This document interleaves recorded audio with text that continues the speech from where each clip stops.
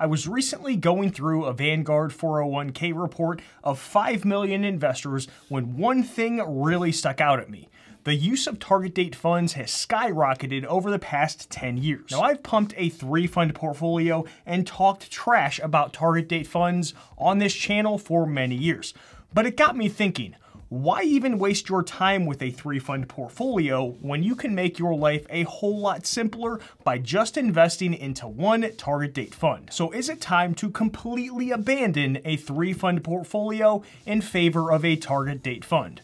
Let's find out. A 3-fund portfolio consists of, you guessed it, 3 different index funds or the equivalent ETF. It's made up of a total US stock fund or S&P 500 fund, a total international stock fund, and a total US bond fund of some sort. The goal of this type of portfolio is to diversify your money globally with a small number of funds at one of the lowest total costs possible. A target date fund, on the other hand, is one fund to rule them all, Lord of the Rings style. It generally rolls up 4 different types of funds into one: a total US stock fund, total international stock fund, a total US bond fund, and a total international bond fund. The goal of a target date fund is to give you a globally diversified portfolio within one single fund. It's unique in that as you move closer to the target retirement date, this type of fund will adjust your stock and bond allocation to move more of your holdings towards bonds based on the target date you chose. How the holdings move over time is based on what's called a glide path.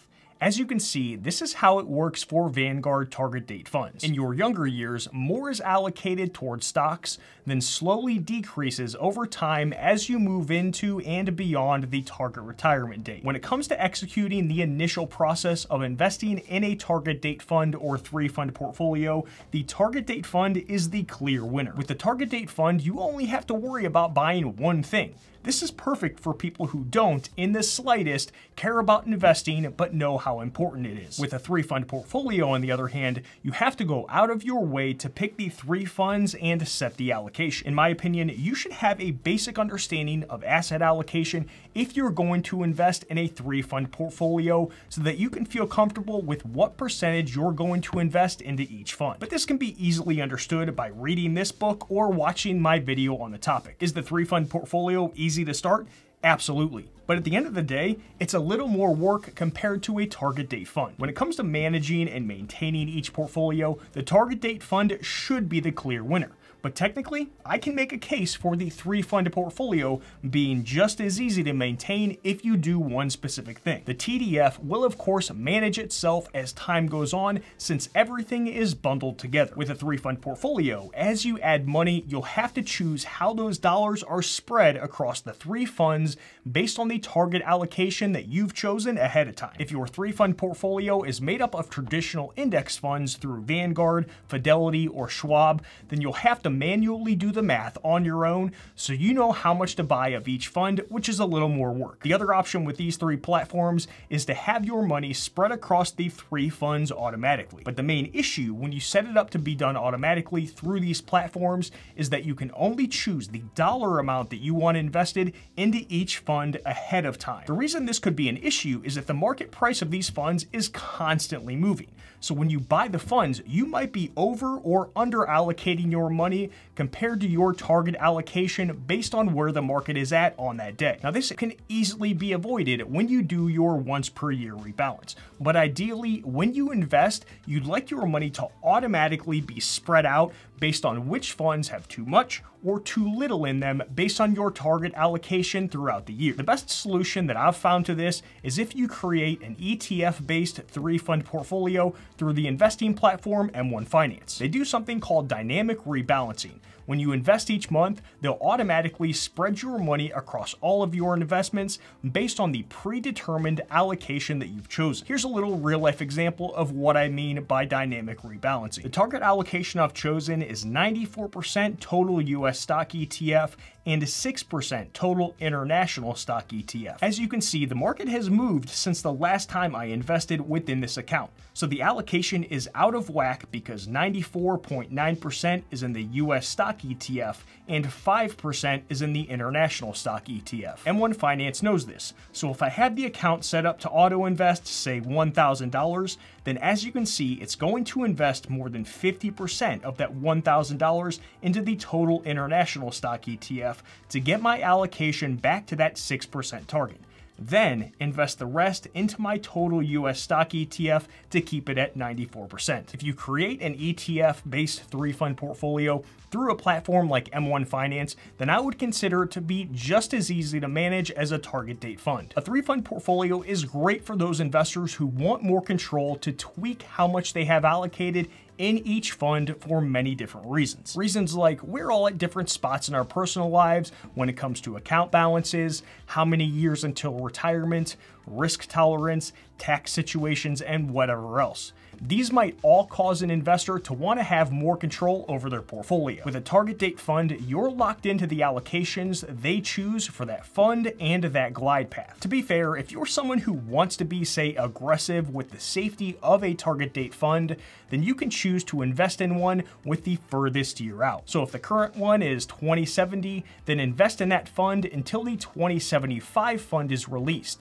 At that point, sell off your 2070 fund and buy the 2075 fund if you want to keep your portfolio a little more aggressive. I'll talk more about tax consequences in just a minute, but you probably only want to do this in a tax-sheltered account and not a taxable brokerage account. Shoving money into our portfolios during the accumulation phase of investing is the easy part, but at some point we're going to be living off of that money, so we need to be thinking about how we're going to unwind our investments as we need money to live off of in retirement. Some of you in your early 20s could care less, and I get it. But for us in our late 20s, 30s, 40s, and 50s, and even 60s, we need to be thinking about this. With a target date fund, you only have to concern yourself with selling off one fund when you go to withdraw money for retirement. It doesn't get much easier than that. With a 3-fund portfolio, you have to choose between which 3 funds to sell off and at which amounts. There's different strategies that you can use to do this, which makes it a little less difficult, but from a simplicity perspective, a target date fund wins because, you know, one fund is easier than 3. Now, you could utilize both a 3-fund portfolio and target date fund by doing something like using a 3-fund portfolio during the accumulation phase, then swapping over to a more hands-off TDF approach closer to and in retirement. Or you can do the opposite. Help support my little dog Molly and this channel by hitting that thumbs up button. Quick side note, you should try to avoid holding a target date fund in a taxable investment account and only hold them in tax-sheltered retirement accounts if possible. I'm not going to go into all the details, but it mainly has to do with how these types of mutual funds are set up from a legal and tax situation. They have to distribute net capital gains and dividends, which could cost you some money if it's held within a taxable brokerage account. We got a real-life case study for how bad this can get back in 2021 when Vanguard made a change and it cost investors a lot of money if they held these funds in a taxable account. I know someone personally who got screwed over by this. But if you want to read more about it, then you can look up Jason Zweig's article where he covered it in more detail. Now, if you're someone who is just in love with the idea of investing in a target date fund within your taxable investment account, then you can always kind of build one on your own. You'll have to do this by looking at the target date fund that suits your needs right now, then buy those types of ETFs or index funds individually within your taxable account. Once again, M1 Finance is a good platform to make this strategy easy. The target date fund tells you exactly which type of allocation percentage to put towards each one, so it's simple to copy. The only thing you'll have to do is manually adjust the allocation over time based on what that target date fund does. This is a little more work since you'll want to understand how these allocation changes impact your personal tax situation over time. But it's as close to a manual target date fund as you can get. I'm the guy on YouTube who doesn't shut the heck up about paying attention to the fees involved with investing because I hate seeing people basically become poor because of the fees they charge. The fees for a 3-fund portfolio are generally going to be a little lower than a target date fund. But to be honest, the 0.08% fee a target date fund charges versus an average 0.04% fee for a 3-fund ETF portfolio is so insignificantly close that it's barely even worth considering here. There's more fees to look out for, which I'll cover in just a minute, so hang tight. Depending on where and which fund you buy, there could be minimum initial investment amounts needed to buy both a 3-fund portfolio and target date fund. With a 3-fund portfolio, here's a quick breakdown of minimum amounts charged for index funds and ETFs on different platforms. Vanguard gets a big L since there is a minimum investment amount to hold their index funds. Seriously, Vanguard, a newer investor would need at least $9,000 to build a 3-fund portfolio of index funds on your platform, which is not realistic at all. Get the heck out of here. It's one of the main reasons I've started holding Vanguard ETFs on M1 Finance over the past few years. FYI, to avoid paying any unnecessary fees, only buy Vanguard, Fidelity, and Schwab index funds on their respective platforms. If you try to buy, say, Vanguard index funds on the Fidelity platform, then they'll charge you an additional fee, so don't do this. Here's the minimum initial investment amounts for each platform when it comes to target date funds. Once again, Vanguard is the biggest loser, which annoys me. When it comes to where you can buy each one, there's pros and cons to both a 3-fund portfolio and target date fund. Each fund in a 3-fund portfolio can be purchased wherever they're available. Within a company-sponsored retirement plan, it could be hit or miss. Depending on the investment options your employer has chosen, you may or may not have access to all 3 types of funds. Even if you do, you need to be careful because some of these funds are actively managed or littered with very high fees, so it might not make sense to build a 3-fund portfolio in this type of account. In a 401k from one of my previous employers, they offer a good low-cost S&P 500 and bond option, but they only offer a high-fee, actively managed international fund, so building a 3-fund portfolio within that account isn't something that I'm going to do. I have a whole video where I break down the true cost of investment fees, which I'll link up in the description down below and at the end of this video as well.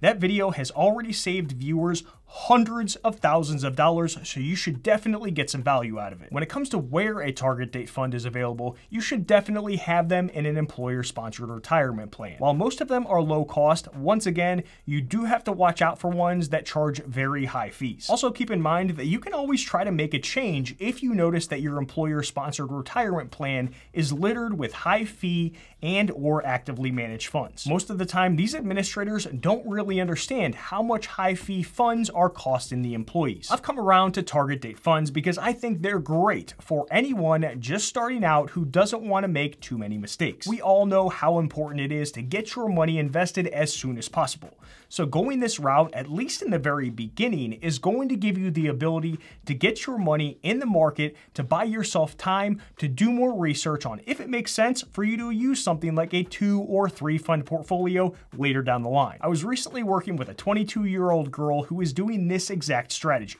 Maybe she'll want to move to a more customized 2 or 3 fund portfolio in the future. And maybe not. Either way, her money is working for her, and that is better than just sitting in her bank account. Some of you might think that her having 10% bonds at 22 is way too conservative. But let's be honest, this isn't going to destroy her long-term returns enough to throw up any red flags. Plus, anyone who understands investing, even just a little bit, knows that your time is better spent increasing your savings rate versus trying to eke out an extra 1 or 2% of investment returns. At the end of the day, I'm now on Team 3 fund portfolio and target date fund. YouTube thinks that you need to watch these videos to your left next. Free M1 Finance bonus down in the description below. Hit that thumbs up button to help support the free content on this channel. Done.